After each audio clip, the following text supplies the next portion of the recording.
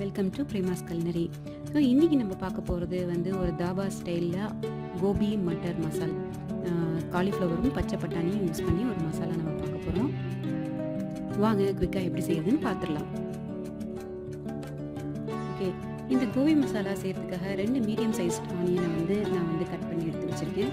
அதுக்கப்புறம் ஒரு பே leaf, 1 teaspoon சீரகம், 2 காஞ்ச மிளகாய், அதுக்கப்புறம் 1 டீஸ்பூன் வந்து ginger garlic paste, 1 table spoon கடலை மாவு, அதுக்கப்புறம் 2 தக்காளி அரைச்சி எடுத்து வச்சுருக்கேன், 1/2 கப்பு திக்கு தயிரை பீட் பண்ணி எடுத்து வச்சுருக்கேன்.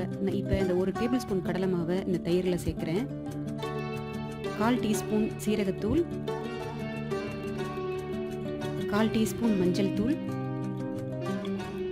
1 டீஸ்பூன் மிளகாய் தூள், 1 டேபிள் ஸ்பூன் கொரியாண்டர் பவுடர், அதாவது கொத்தமல்லி தூள், இதெல்லாம் சேர்த்துட்டு நல்லா மிக்ஸ் பண்ணிடலாம். அதுக்கப்புறம் இப்போ வந்து நான் ஒரு ½ காலிஃப்ளவர், அதாவது ஒரு 250 கிராம் போல் காலிஃப்ளவரை வந்து 1/2 டீஸ்பூன் சால்ட் சேர்த்துட்டு இந்த காலிஃப்ளவரை நான் பாயில் பண்ணுறேன். காலிஃப்ளவர் பாயில் ஆனோன்னே தண்ணியை வடிகட்டிட்டு அதை எடுத்து வச்சிடலாம். இப்போ நம்ம இந்த மசாலா பண்ணிடலாம். அதுக்காக நான் ஒரு கடாயை ஹீட் பண்ணுறேன். அதில் வந்து 2 டேபிள் ஸ்பூன் ஆயில் சேர்க்குறேன். அதோட நம்ம எடுத்து வச்சிருக்க சீரகம், பே லீவ்ஸு, அதாவது பிரியாணி இலை, மிளகாய் எல்லாத்தையும் சேர்த்து நல்லா வதக்கிக்கலாம். அதுக்கப்புறம் ஒரு ஜிஞ்சர் கார்லிக் பேஸ்ட்டு சேர்த்துடலாம். அதையும் நல்லா வதக்கிக்குவோம். அதுக்கப்புறம் வெங்காயத்தை சேர்த்து நல்லா வதக்கிக்கலாம். 1 டீஸ்பூன் சால்ட்டு சேர்த்து நல்லா மிக்ஸ் பண்ணி விட்டுடலாம். வெங்காயம் நல்லா வதங்கினதுக்கப்புறம் நம்ம அரைச்சி வச்சிருக்க தக்காளி விழுதை சேர்த்துடலாம். தக்காளி விழுதை சேர்த்துட்டு நல்லா மிக்ஸ் பண்ணி விட்டுடலாம்.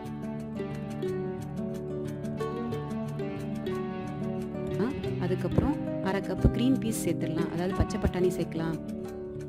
அதுக்கப்புறம் நம்ம பாயில் பண்ணி எடுத்து வச்சிருக்க காலிஃப்ளவரை சேர்த்துடலாம். சேர்த்துட்டு நல்லா மிக்ஸ் பண்ணி விட்டுருவோம். 1 to 2 மினிட்ஸ் இதை கவர் பண்ணி குக் பண்ணிடலாம். ஸோ இப்போ வெஜிடபிள்ஸ்லாம் நல்லா குக் ஆகிடுச்சு.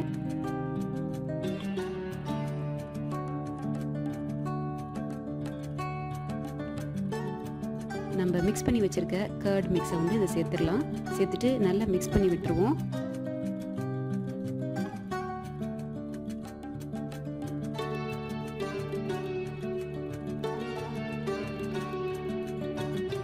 இது வந்து ட்ரையான கஸ்தூரி மேத்தி லீவ்ஸு, நல்லா அதை கையில் கசக்கிட்டு அதில் சேர்த்துடலாம். எல்லாத்தையும் மிக்ஸ் பண்ணி விட்டுடலாம். ஜஸ்ட் ஒரு 1 மினிட் கொதிச்சா போதும். ஸ்டவ் ஆஃப் பண்ணிடலாம்.